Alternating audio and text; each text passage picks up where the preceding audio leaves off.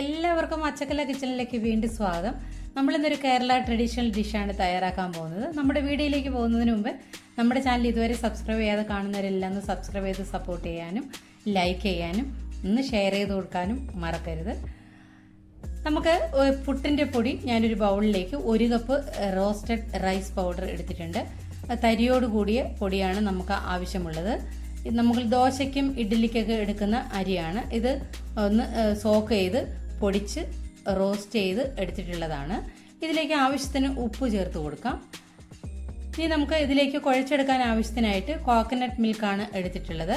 ഇനി 1 cup coconut milk ഞാൻ എടുത്തിട്ടുണ്ട്. നമുക്ക് ഇത് കുഴച്ച് കഴിച്ചതിന് ശേഷം മാത്രമേ നമുക്കിത് എത്ര കോക്കനട്ട് മിൽക്ക് ആവശ്യമായി വന്നു എന്ന് പറയാൻ പറ്റൂ. ഓരോ അരിക്കും അതിന് കൂടുതൽ, ചിലതിന് കൂടുതലായിരിക്കും, ചിലതിന് കുറവായിരിക്കും ആവശ്യമുള്ളത്. ഇപ്പം നമുക്ക് കുറേശ്ശെ ഒഴിച്ചു കൊടുത്ത് ഞാനിവിടെ ബാക്കിയുള്ള പാലെല്ലാം ഞാൻ ഇതിലേക്ക് ഒഴിച്ചു കൊടുത്ത് കുഴച്ചെടുത്തിട്ടുണ്ട്.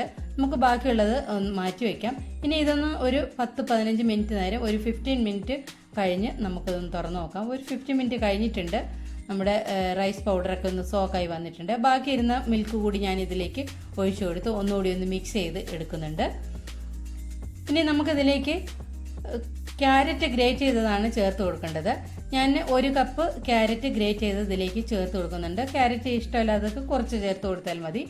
ഇങ്ങനെ ക്യാരറ്റ് കുട്ടികൾക്കൊക്കെ കൊടുക്കുകയാണെങ്കിൽ കുട്ടികൾ കഴിച്ചോളും. ഇഷ്ടമില്ലാത്തവരും ഇങ്ങനെ കൊടുക്കുമ്പോൾ കഴിച്ചോളും. അതുകൊണ്ടാണ് ഞാനിപ്പോൾ ഇവിടെ കൂടുതൽ 1 കപ്പ് ക്യാരറ്റ് ഗ്രേറ്റ് ചെയ്തത് ചേർത്ത് കൊടുത്തിട്ടുണ്ട്.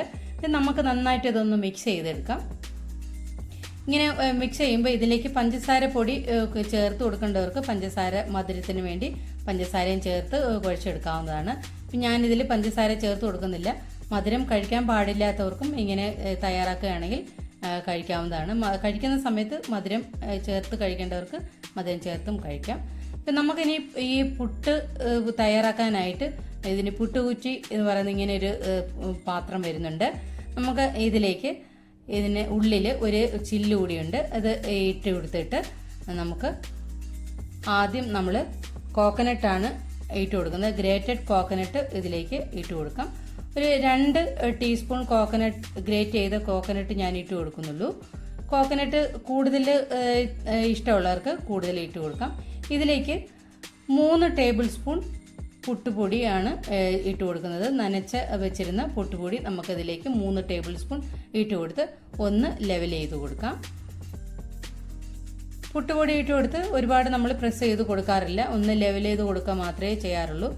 നമുക്ക് ഇതിലേക്ക് പെട്ടെന്ന് ആവി വരാൻ വേണ്ടിയിട്ടാണ്, സ്റ്റീം ചെയ്തെടുക്കാൻ വേണ്ടി നമ്മൾ ചെയ്യുമ്പോൾ പെട്ടെന്ന് ആവി വരാൻ വേണ്ടിയിട്ട് നമ്മൾ അങ്ങനെ ഒരുപാട് അമർത്തി കൊടുക്കേണ്ട ആവശ്യമില്ല. ഇപ്പം നമ്മൾ വീണ്ടും 2 ടീസ്പൂൺ കോക്കനട്ട് ഞാൻ ഗ്രേറ്റ് ചെയ്ത കോക്കനട്ട് ഇട്ട് കൊടുത്തിട്ടുണ്ട്. ഇതിലേക്ക് വീണ്ടും നമ്മൾ പുട്ടുപൊടി ഇട്ട് കൊടുത്ത് ഇങ്ങനെ നമ്മളിതിൻ്റെ പുട്ട് കുറ്റി ഇങ്ങനെ നിറച്ച് എടുക്കുന്നുണ്ട്. എന്നിട്ട് നമുക്കിത് സ്റ്റീം ചെയ്ത് എടുക്കാനാണ്. ഒരേ അളവിൽ നമ്മളിത് ഇങ്ങനെ പൊടി ഇട്ട് കൊടുക്കുമ്പോൾ നമുക്ക് ഒരേ അളവിലുള്ള നമുക്ക് പുട്ട് നമുക്ക് തയ്യാറാക്കി എടുക്കാം. അതിന് വേണ്ടിയിട്ടാണ് ഞാനിത് ഒരേ അളവിൽ ഇങ്ങനെ ഇട്ട് കൊടുക്കുന്നത്. ഞാൻ ഇതേ രീതിയിൽ ഈ പുട്ടിൻ്റെ കുറ്റി ഞാൻ ഇതിൽ നിറച്ചിട്ടുണ്ട്. ഇത് നമുക്ക് ഒന്ന് സ്റ്റീം ചെയ്തെടുക്കാം. പുട്ട് കുറ്റി ഇതേ രീതിയിൽ പാത്രം ഇല്ലാത്തവർക്ക് സ്റ്റീമറിൽ വെച്ച് നമുക്കൊരു പാത്രത്തിലേക്ക് വെച്ച് കൊടുത്ത് ഒന്ന് സ്റ്റീം ചെയ്തെടുത്താലും മതി. അല്ലെങ്കിൽ ഇഡലി പാത്രത്തിൽ വെച്ച് സ്റ്റീം ചെയ്തെടുക്കാം. അല്ലെങ്കിൽ ഗ്ലാസ്സിൽ ഇതുപോലെ പുട്ടുപൊടി വാരി വെച്ച് ഇതുപോലെ സ്റ്റീം ചെയ്തും എടുക്കാവുന്നതാണ്. ഞാനിപ്പോൾ ഇതേ ഒരു രീതിയിൽ മാത്രമേ ഇവിടെ കാണിക്കുന്നുള്ളൂ. ഞാനിവിടെ ഒരു പുട്ടുകുടം വെച്ച് കൊടുത്തിട്ടുണ്ട്. നമുക്ക് ഗ്യാസ് ചാലുവാക്കിയിട്ടുണ്ട്, ഓണാക്കി കൊടുത്തിട്ടുണ്ട്. നമുക്ക് ഈ പുട്ടുകുടത്തിലേക്ക് കുറച്ച് വെള്ളം ഒഴിച്ചു കൊടുക്കാം. ഇതിൻ്റെ വെള്ളം നന്നായിട്ടൊന്ന് തിളച്ച് വരുമ്പോൾ നമുക്കിതിലേക്ക് പുട്ട് ഊറ്റി വെച്ച് കൊടുത്ത് ആവി കയറ്റി എടുക്കാം. ഒരു 3 മിനിറ്റ് മുതൽ 5 മിനിറ്റ് വരെയാണ് ഇത് വേവാൻ എടുക്കുന്ന സമയം. ഒരു 5 മിനിറ്റ് ആവുമ്പോൾ നമുക്കിത് എടുക്കാം.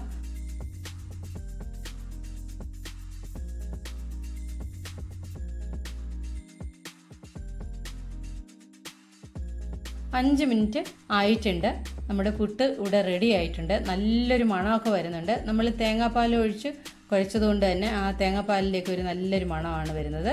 നമുക്കിതൊരു ഡിഷിലേക്ക് മാറ്റാം. ഞാനിവിടെ ഒരു വാഴയിലയിലേക്കാണ് ഇത് എടുത്ത് മാറ്റിയിട്ടുള്ളത്. വളരെ ടേസ്റ്റി ആയിട്ടുള്ള സോഫ്റ്റ് ആയിട്ടുള്ള പുട്ട് നമുക്ക് റെഡി ആയിട്ടുണ്ട്. എല്ലാവരും ഇതേ രീതിയിലൊന്ന് തയ്യാറാക്കി നോക്കൂ. വളരെ സോഫ്റ്റാണ്. തണുത്താലും ഇതേ രീതിയിൽ തന്നെ സോഫ്റ്റായിട്ട് തന്നെ ഇരിക്കും. തേങ്ങാപ്പാൽ ഒഴിച്ച് കുഴച്ചതുകൊണ്ടാണ്. എല്ലാവരും ഇതേ രീതിയിലൊന്ന് തയ്യാറാക്കി നോക്കൂ. പപ്പടത്തിൻ്റെ കൂടെയൊക്കെ കഴിക്കാൻ വളരെ ടേസ്റ്റാണ്. ഈ കറിയുടെ ഒന്നും ആവശ്യമില്ല. എല്ലാവരും ഒന്ന് തയ്യാറാക്കി നോക്കൂ. നമ്മൾ നല്ല സോഫ്റ്റായിട്ടുള്ള പുട്ട് തയ്യാറാക്കിയിട്ടുണ്ട്.